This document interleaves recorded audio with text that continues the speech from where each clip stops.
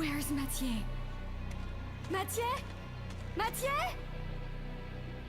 Good grief. They really made a big mess, didn't they?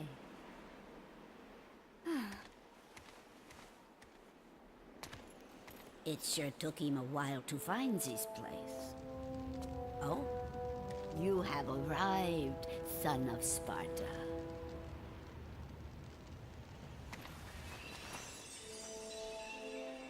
You knew him?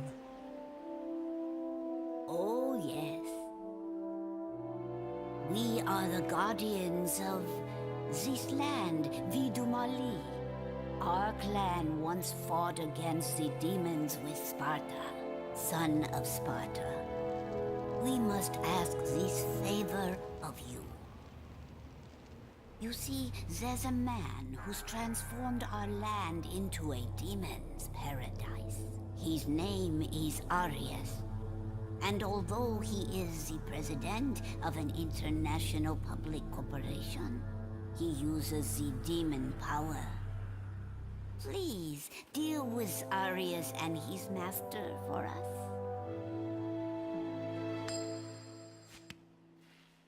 Looks like it's your lucky day. Wonderful! I am very pleased. It leads to a harbor. If you are successful, I will tell you a story about your father, son of Sparta. Did you obtain the other Arcanus, my dear?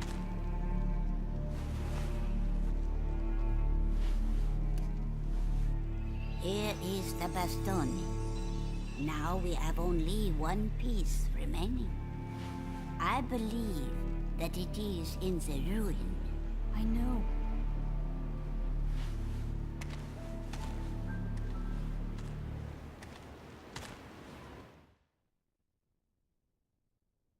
What is up, everybody? This is RadTechShoe, and I am bringing you part 3 of my Lucia storyline Devil May Cry 2 LP. So before we begin, I'm going to go ahead and power up with a blue orb, and then we're going to go ahead and start this mission. So as you can tell by the title screen, it looks like we're going to be fighting Jokata Golem again. But this time, she's actually easier for some reason, like, just the way she is. I don't know if she's... It's just probably just because I'm more proficient with Lucia than I am with Dante, like, overall. But anyway, we're going to come on over here and battle some Aganafanis.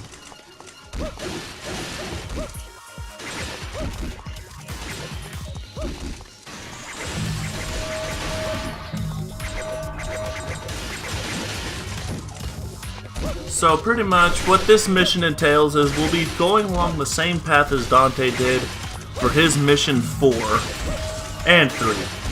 So we'll be heading down into the area where Dante fought the Arangarera, and we'll also be heading into the area where he fought Jokata Golem.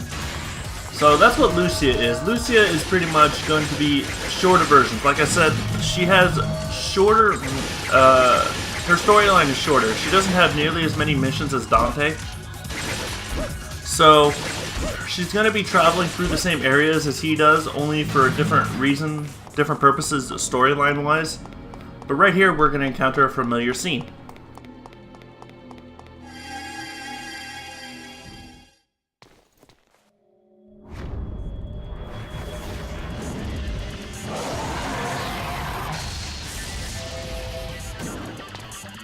Alright, so once again, this goatling is shooting magic and we just have to dodge, just like we did in Dante's storyline.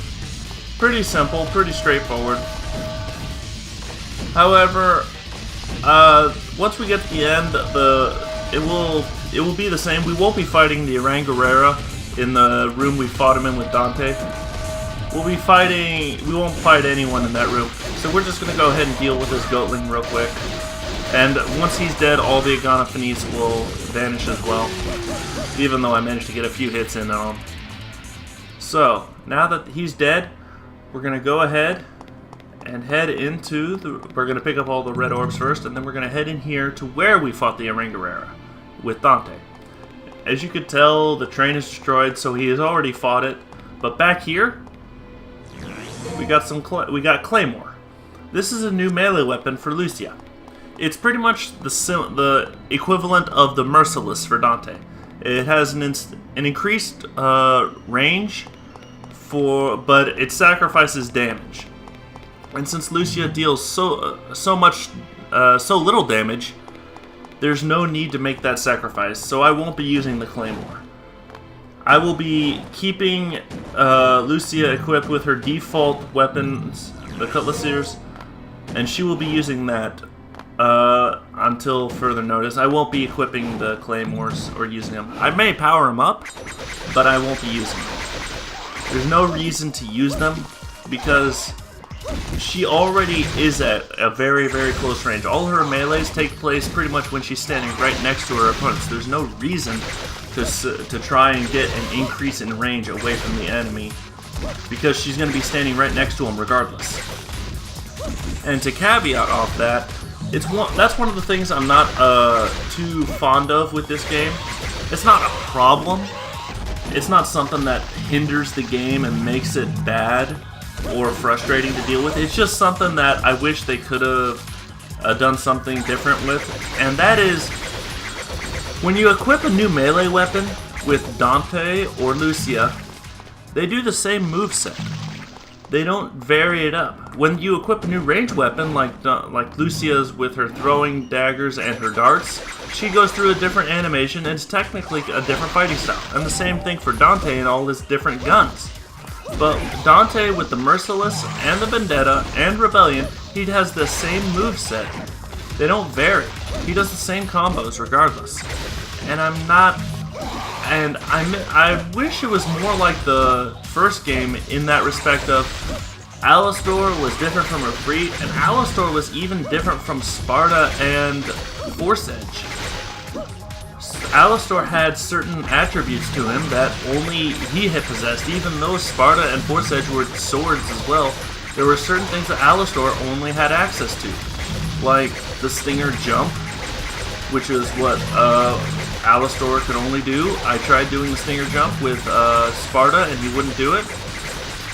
And of course Alastor gave us access to Air Raid and Vortex, which were Devil Trigger attacks.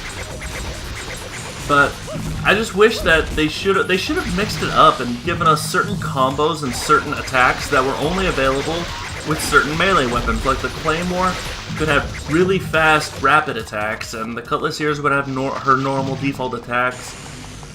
And, I just wish that Dante and Lucia, I wish this game gave us a variation of melees depending upon what melee weapon they had equipped. And that was, in my opinion, that's considered a bit of a lost opportunity.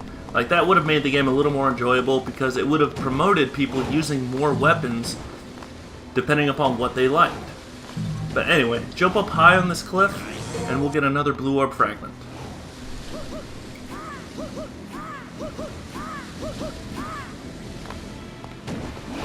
And right there you just saw me playing around in mid-air, just seeing how long Lucia can stay airborne while doing her melee aerials. So we're going to go in here and we're going to acquire a Devil Heart, similar to how Dante acquired a Devil Heart in here. However, we're going to acquire a different one. So first, we have to deal with all the Agonophanes.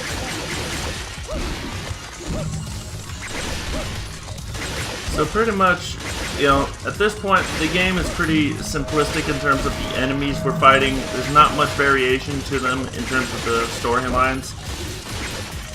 We will be seeing new enemies. Well, not brand new enemies. We'll be seeing enemies in Lucia's storyline when she gets to certain areas that we did not see too much of in the Dante storyline. So that'll be nice. They mix things up a little bit. But for the most part, it's fairly cut and dry, the same game. We're just going through it with a different character, different fighting style, but overall the game is still the same. Fight demons, break the seal, go get Devil Hearts, move to the next area, defeat a boss, and so on and so forth.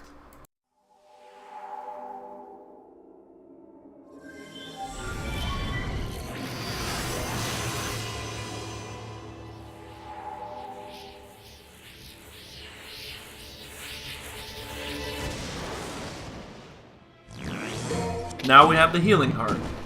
So jump up top, get the red orbs, head on out. Now before we leave, there's a secret room we want to get, and it's right here by interacting with this wall. So here we're just going to take care of the pyromancers. You know, nothing too dangerous or sinister, pretty easy. Pyromancers, oromancers, brontomancers, they all do the same thing. They just stand there for about 5-6 seconds, let you kill them. And if you don't kill them in that time, then they may do an attack. But pretty much any of the mancers now they're introducing other mancers and stuff like that, and that's fine. You know, I don't really care. I got hit, but that's fine. It's not a big problem. The oromancers, pyromancers, and brontomancers are absolutely no real significant threat or danger in this game, and they never have been. And now our health is increased just a little bit thanks to getting all those blue orb fragments to make another blue orb. And you may have noticed that every secret mission Lucia has been in has given a blue orb fragment. Unlike Dante, where it was every other secret room, in Lucia it's every secret room. So just so if you miss a secret room, you will guaranteed miss out on a blue orb fragment. We have one more secret room we need to go to first, and that's up here. It's actually kind of hard to find. You want to interact with the right side of the wall here. If you interact with the back side, directly above the door, you won't find this area. You have to interact with this specific wall in particular. But once we defeat all the savage golems in this room, we'll have our blue orb fragment, and then we will be able to proceed.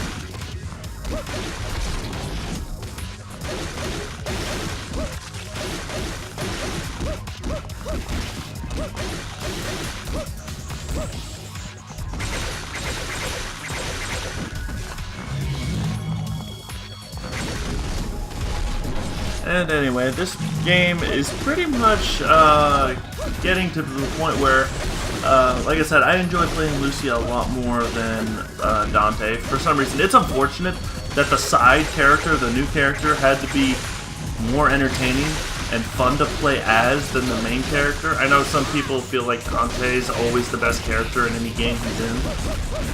But for some reason, I don't know what it is, but Lucia just... I'm not saying I like her as a character better. I mean, Dante is still cool and all. But Lucia has the deeper storyline, even though it's shorter. You know, you'll learn some things about her backstory. I mean, we already learned it in the Dante playthrough, you know, so there's no spoilers, you know, with what I'm about to say. But yeah, she was created by Arius and stuff like that. But you'll learn, but the fact that she has a more deeper connection to the storyline just seems to make her more intriguing to play as. Anyway, let's go fight Chikotagolm.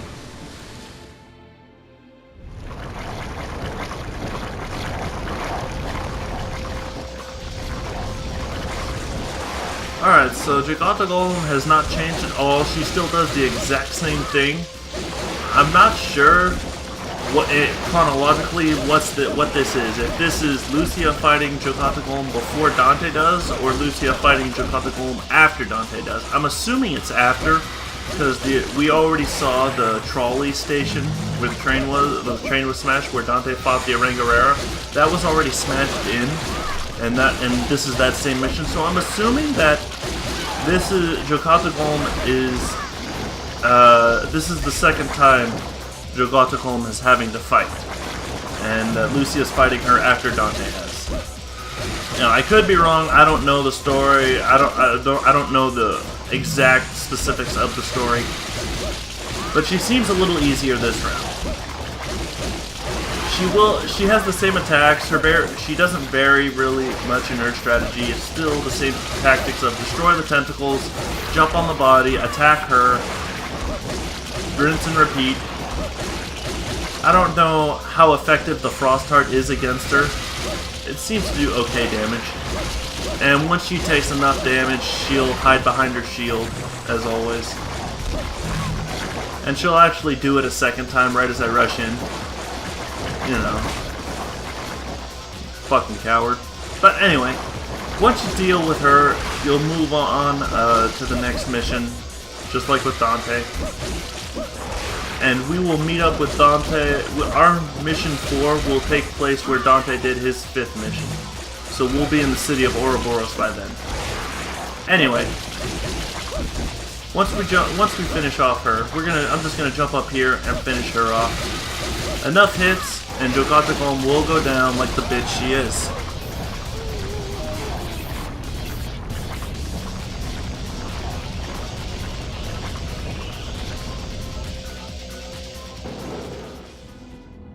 Gather all the goodies and then ninja run out the door. I say ninja run because she runs leaning forward like a ninja. At least the ninjas I've seen in movies and anime and shit. Anyway, decent rating, decent stats. Once again, damage isn't all that great. Nothing too amazing or spectacular. So we're just going to go ahead and save our game. And I was checking my game capture real quick, making sure that everything worked fine, and it was. So I'll see you on the next mission.